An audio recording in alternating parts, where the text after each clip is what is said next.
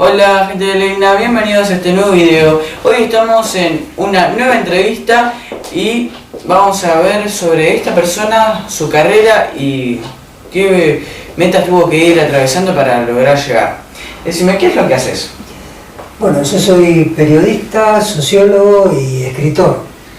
¿Y en qué te lleva a ser escritor? Bueno, siempre me gustó escribir porque para mí siempre escribir era como entrar en un mundo mágico y por un lado me gustaba escribir cuentos y por otro lado me gustaba escribir ensayos. Leía mucho y también escribía por placer. ¿Desde qué edad escribís? Y desde que era niño casi. Y después de adolescente escribía bastante y ya de joven es que me largué más a escribir y también como periodista, ¿no? Como periodista por un lado y por otro lado como escritor de cuentos, ensayos. Eso de ser periodista, hay veces que nosotros cuando somos chicos decimos que cuando seamos grandes queremos ser tal y tal cosa y al final termina siendo ser otra cosa totalmente distinta. ¿Vos cuando eras chico decías quiero ser periodista y terminabas siendo periodista o...? No, sí, a mí me gustaba mucho el teatro, también desde niño había actuado un poco en teatro en el club de Mickey Mouse. No. Y ya a los 13 años empecé a hacer algunas cosas en radio y a los 14 ya tenía un programa en una radio que en ese momento era importante, una radio cultural, Radio Municipal. ¿Cuál fue la red en la que trabajaste? Radio Municipal, que en ese momento era una radio donde estaba desde Borges hasta Troilo y orquestas famosas que ensayaban, estaban en el subsuelo del Teatro Colón y ahí es donde empecé a hacer programas sobre ciencia, sobre astronáutica. ¿Cómo conociste a Borges? Bueno, a Borges lo conocí de jovencito también porque trabajaba en un semanario de buena tirada. Y entonces en un momento dado que quise hacer una nota sobre cómo la gente enfocaba el tema de la muerte, entonces le pregunté a Borges si le podía hacer una entrevista sobre ese tema y me dijo que sí. ¿Y a María Kodama?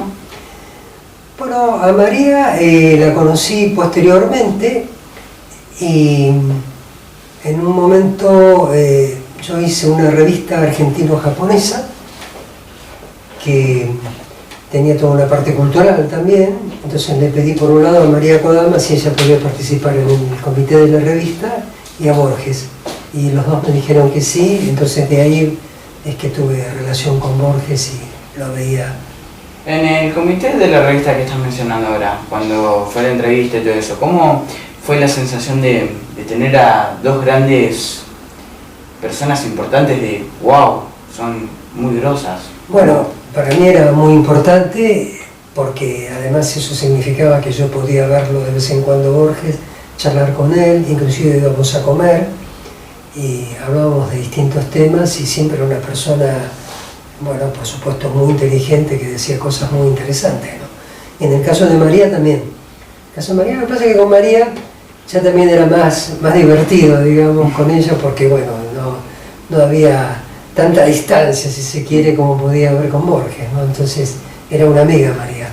¿Era bueno el vínculo, era fuerte el vínculo que tenías con María? Sí. Éramos muy amigos durante mucho tiempo y bueno, hicimos muchas cosas juntas, nos divertimos mucho, porque después cuando murió Borges, ella quiso hacer la Fundación Borges para difundir la obra de Borges, entonces me pidió que la ayudara. Y con eso empezamos a hacer encuentros, seminarios, exposiciones que recorrieron varios países del mundo. Entonces, por un lado, era muy interesante hacer esas exposiciones y por otro lado también era divertido, aunque por supuesto también mucho trabajo. ¿Qué clase de escritura haces? Bueno, como te comenté, escribo cuentos y también prosa, novelas, hice una novela hace poco y también trabajé mucho en ensayos, hice unos cuantos ensayos, ¿no? O sea, manejo de ideas y de propuestas de temas que tienen que ver con literatura, que tienen que ver con temas sociales. Me dedico mucho a los temas sociales también. Vos a los 14 años mencionaste que tenías una radio donde hacías entrevistas y todo eso. ¿Cómo fue con 14 años llegar a una radio y decir, quiero tener un programa de radio para entrevistar gente? Así. En ese momento yo quería hacer un programa sobre astronáutica, porque estaban de moda los vuelos espaciales. Los astronautas norteamericanos empezaban a hacer vuelos. El primer vuelo que hizo John Glenn, yo pedí información y material a la embajada norteamericana y me dijeron que me la podían dar. Entonces fui a esta radio municipal, le dije al director que quería hacerlo y me preguntó cómo lo iba a hacer. Le conté el material que podía disponer y cómo lo iba a hacer, y él me dijo que bueno, que lo hiciera. Entonces le pedí una carta para poder buscar el material y él me dijo a la secretaria, hágale la carta, y a partir de ese programa especial que yo hice con el lanzamiento de la astronave norteamericana, bueno, empecé a tener un ciclo permanente de programas de radio, un espacio de radio. Con 14 años todos somos jóvenes, somos niños todavía. ¿Vos sentías en algún momento que cuando hacías la radio te tomaban como niño, como que no ibas a llegar a ser algo grande a futuro? No, la verdad que me trataban con mucha consideración, con simpatía, y trataban de facilitarme el trabajo, ¿no? En esa radio era una radio muy especial porque trabajaba mucha gente que representaba lo mejor de la cultura argentina y me trataba muy bien, no tenía en ningún momento problemas, digamos. Sí. ¿Qué proyectos hiciste con María Kodama? Bueno, los proyectos tenían que ver, como te comenté, con seminarios, con jornadas, en las cuales participaban intelectuales y poetas y artistas de distintas partes del mundo, y hacíamos exposiciones. Por ejemplo, una exposición que fue la del centenario de Borges recorrió varios países y era una exposición muy grande que llevaba desde primeras ediciones de Borges hasta manuscritos y obras de artistas plásticos. Y bueno, esa fue una primera exposición y después fui curador, organizador de otras puestas que se hicieron en varios países del mundo. Sí. ¿Tenés hijos? ¿Hijas? Sí. ¿Sí? Tengo 4 hijas y 10 nietos. Sí. Todos sabemos que cuando alguien va creciendo, siempre hay que otra discusión, que algún otro problema en la vida interna de cada familia. Seguramente lo hayas vivido, yo lo he vivido con mi madre, muchas veces a diario. Y la pregunta es, ¿qué consejo darías al niño o adolescente que esté viendo este video para que pueda progresar en el tema de que no tenga tantos pleitos? ¿Cómo, algún consejo que le darías al niño del mañana? Bueno, no es malo que existan distintos puntos de vista en una familia, en la relación con los padres, de manera que eso no es un motivo de preocupación mientras exista una cierta armonía, ¿no? Yo diría que bueno, que no dejen de decir todo lo que piensan y también de escuchar, porque siempre la gente que tiene experiencia puede aportarle justamente esa experiencia para poder desenvolverse más en la vida, ¿no? Y también le diría a los padres que aprendan a escuchar a sus hijos, ¿no? Porque muchas veces ese es el problema, que los niños o los jóvenes no se sienten escuchados por sus mayores, y de ahí es cuando vienen más problemas y conflictos. Sí. ¿En algún momento vos tuviste algún conflicto con María Kodama? No. Teníamos puntos de vista distintos en muchos aspectos, pero después lo que, por lo menos de mi cuenta, yo privilegiaba era la amistad, y siempre cuando uno tiene un amigo, tiene que aceptar a su amigo tal como es y no tratar de cambiarlo, ¿no? Sí. Aun cuando tengan distintos puntos de vista. Sí. Hace unos meses, es más, no sé bien la fecha, pero no sé si meses o algunos años, María Kodama falleció. Sí, meses. Hace unos meses. Bien. Fue una cosa muy triste, conmovió a muchísimas partes del país porque María Kodama fue una eminencia, fue algo muy importante que representó en Argentina. ¿Vos presenciaste el entierro? Sí, yo la acompañé hasta sus últimos momentos. Éramos muy amigos, pasábamos mucho tiempo juntos y éramos compañeritos, como ella decía. Me llamaba Ferdi Maus a veces. Y bueno, era una de mis mejores amigas y por supuesto que fue doloroso cuando ella entró en el gran mar, como a ella le gustaba hablar de la muerte, ¿no? Usando una expresión muy antigua, entrar al gran mar, ¿no?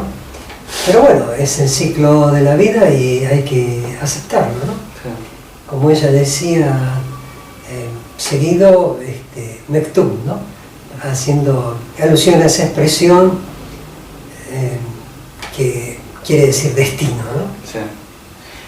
Antes del hecho de muerte de María Kodama, ¿vos la notabas medio rara o con algunos problemas de salud? ¿Cómo eran los últimos días con ella? Bueno, ella en el último año, antes de morir, ella tenía una serie de problemas que se fueron agravando, pero mantuvo la lucidez hasta el último momento. O sea que siempre pude hablar con ella sin ningún problema. Sí, siempre desde la bondad, la luz, sin conflictos. Sí, sin conflictos y menos en ese momento, porque bueno, yo ya sabía que ella estaba mal y que en cualquier momento podía pasar a otra dimensión, ¿no? Sí. Si vos tuvieras a María Kodama enfrente acá, viniera desde donde esté a unos segundos acá, ¿qué es lo que le dirías? Bueno, yo le preguntaba muchas veces si era feliz, en chiste, y ella me decía que sí. Así que bueno, le preguntaría ahora si ella es feliz en esta dimensión en la que uno supone que está. Sí, es muy raro el tema de la muerte porque no se sabe si se va a otra parte o se queda. Los antiguos griegos, los romanos y eso, cuando algún familiar moría, los tiraban al río y largaban flechas con fuego para que así pudieran viajar al Valhalla o pudieran llevarse su espíritu para el cielo. Eso, después más adelante voy a hablar de un video de estas cosas, pero más adelante.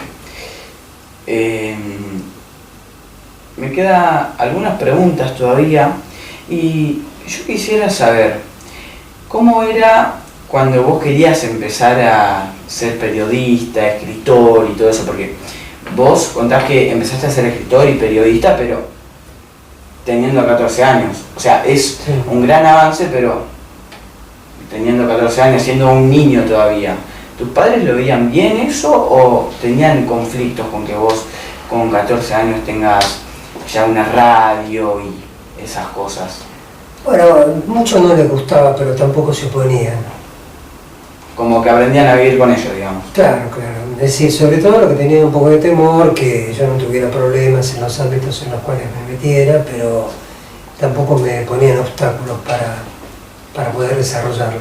Sí.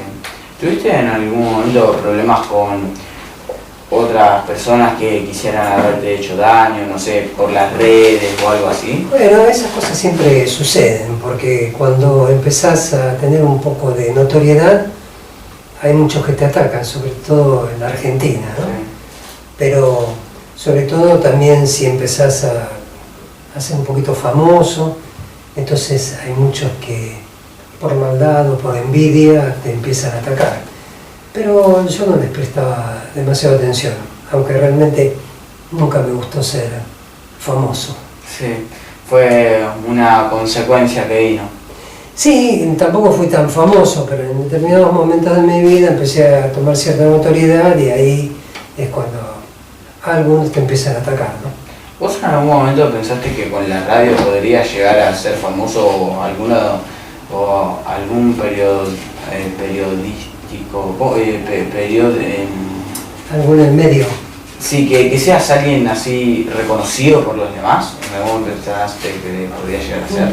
Mira, a mí no me interesaba eso, pero lo que pasa es que, bueno, cuando estás expuesto públicamente, de alguna manera empezás a tener...